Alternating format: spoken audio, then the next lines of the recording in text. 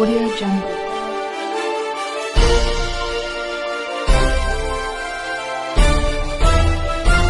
Audio Jungle. दोस्तों नमस्कार। Nexon news के खास बुलेटिन में आपका स्वागत है। दोस्तों वैसे चुनावी प्रचार का रंग अब चारों तरफ दिखने लगा है। ख़ास तौर से हिंदी बेल्ट में ये ख़ास तौर से काफ़ी तेज़ी से जनता के बीच में और जनता को अपने तरफ लुभाने की जो प्रक्रिया शुरू हो गई है, उसमें ये कहा जा सकता है कि आगामी 2024 के लोकसभा चुनाव का बिगुल बज चुका है। इसमें भारतीय जनता पार्टी ने बाजी मारते हुए पूरे देश के उसमें अपने प्रचार प्रसार शुरू कर दिया है। वैसे तो ये सभी जानते हैं कि भाजपा एक सत्तारूढ़ दल है, साथ में विश्व की उन बड़ी पार्टियों में एक है जिनमें उनकी सबसे बड़ी पार्टी हिंदुस्तान में मानी जाती है। वो साधन संपन्न होने के साथ साथ धन संपन्न भी है। उसके पास जितना धन है, जितना संसाधन है, उतना शायद विपक्ष के पास नहीं दिख रहा है। ये कहा जाए कि देश में जो चुनाव चल रहा है वो मोदी वर्सेस ऑल कहा जा सकता है। ऑल में वो दल आ रहे हैं जो कि भाजपा की विचारधारा, आरएसएस की विचारधारा से मेल नहीं खाते हैं और उनके विरोध में अपना विचार विकट करते हैं। यही वजह है कि पिछले 10 सालों से प्रधानमंत्री मोदी के नेतृत्व में जिस तरीके से भाजपा ने तरक्की की है, हर तरीके से तरक्की की है, धन संपन्नता को लेकर भी, और कार्यकर्ताओं की जो उन्होंने तादाद अपने पार्टी में बढ़ाई है, उसको देखकर लग रहा है कि देश में भाजपा के अगेंस्ट में कोई भी विपक्षी दल खड़ा होने की हैसियत नहीं रखता है। ऐसा 10 साल में सरकार ने और सत्ता ने जिस तरीके से विपक्ष के नेताओं को बिल्कुल साइड लाइन कर दिया, उनको नेस्ता नाबूद करने की जो उन्होंने योजनाएं बना रखी हैं, उसमें उनके साथ में देश की सारी जांच एजेंसियां भी लगी हुई हैं। जांच एजेंसियों का काम आजकल सिर्फ विपक्षी दलों के आगे पीछे होकर उनके खिलाफ में फेक केसेस बनाकर उनको इस कदर डराया धमकाया जा रहा है कि जिससे कि वो आगामी, यानी अब तो सिर्फ 1-1.5 महीने का समय बचा है और 4 जून को उसके रिज़ल्ट आ जाने हैं। इस तरीके से भाजपा ने अपने चौपड़ बिछा रखी है और किसी को आने बिसात पर खड़े होने की भी हिम्मत न हो, ऐसी व्यवस्था कर रखी है।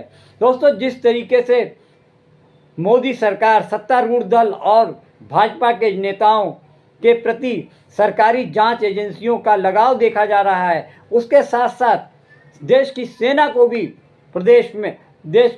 को भी चुनाव प्रचार में लगा दिया गया है। इतना ही नहीं, ईडी, आईटी, सीबीआई और जांच अन्य जितने भी स्वैच्छिक संस्थाएं हैं इस समय पूरी तरीके से सत्तारूढ़ दल के आगे नतमस्तक हैं।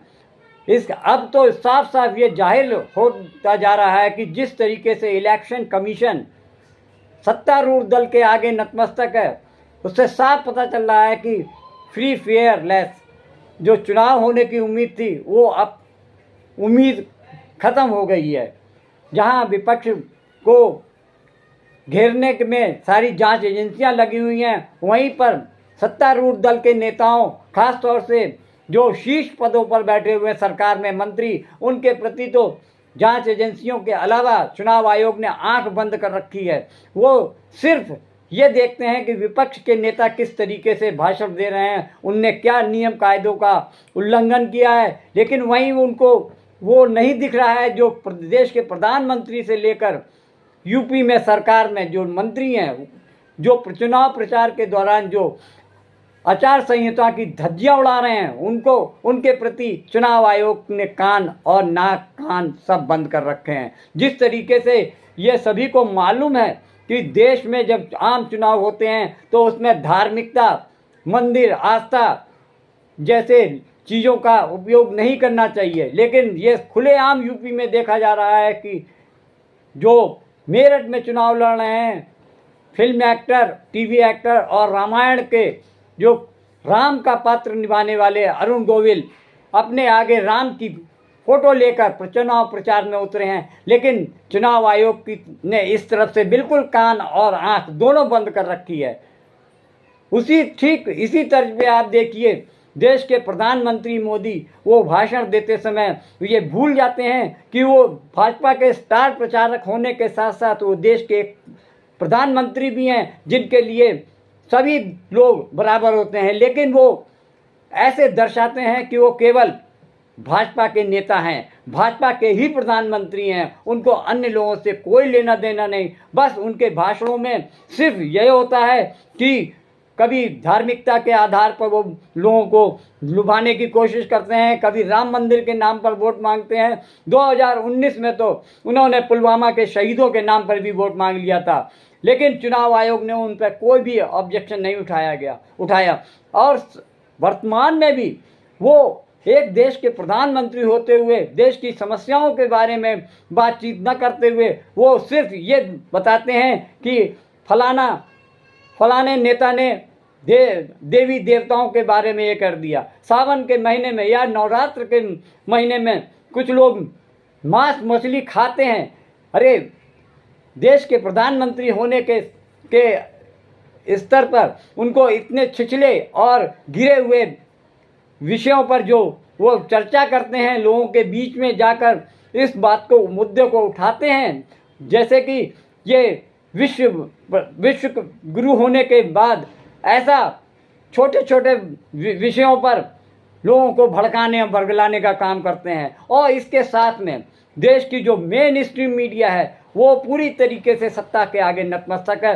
प्रधानमंत्री जो बोलेंगे उसको तो शब्द दिन रात टीवी पे चलाया जाता है, सोशल मीडिया पर चलाया जाता है, वहीं पर वो विपक्ष की किसी भी गतिविधि को दिखाने से परहेज रखते हैं। वो ये चाहते हैं कि हमारा किसी तरीके से प्रधानमंत्री मोदी और सरकार किसी बात को लेकर नाराज ना हो जाए। जिस तरीके से मीडिया ने अपना स्तर गिराया है उससे साफ जाहिर हो रहा है कि सन 2014 के बाद में जो मीडिया ने चाटुकारिता का रिकॉर्ड बनाया है वो आज तक किसी भी पिछले इतिहास को देखते हुए ये सारे रिकॉर्ड ध्वस्त कर दिए गए हैं। कांग्रेस और इंडी गठबंधन के लोगों को देश के ज्यादातर लोगों की भावनाओं की कोई परवाह नहीं है। इन्हें लोगों की भावनाओं से खिलवाड़ करने में मजा आता है। ये लोग सावन में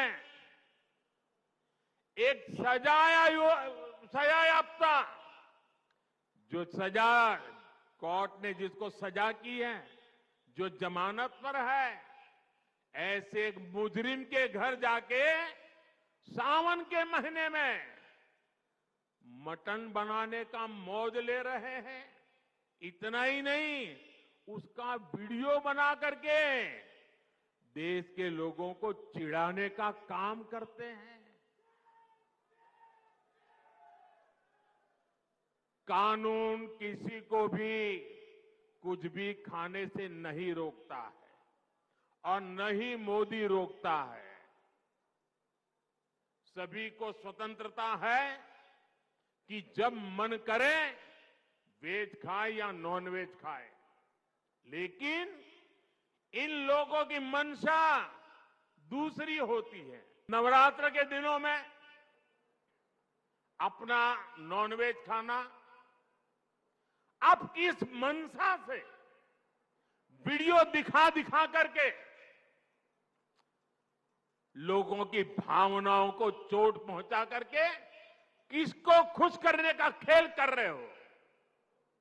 मैं जानता हूं, मैं जब आज ये बोल रहा हूं उसके बाद ये लोग पूरा गोला बारूद लेकर गालियों की बौछार मुझ पर चलाएंगे, मेरे पीछे पड़ जाएंगे।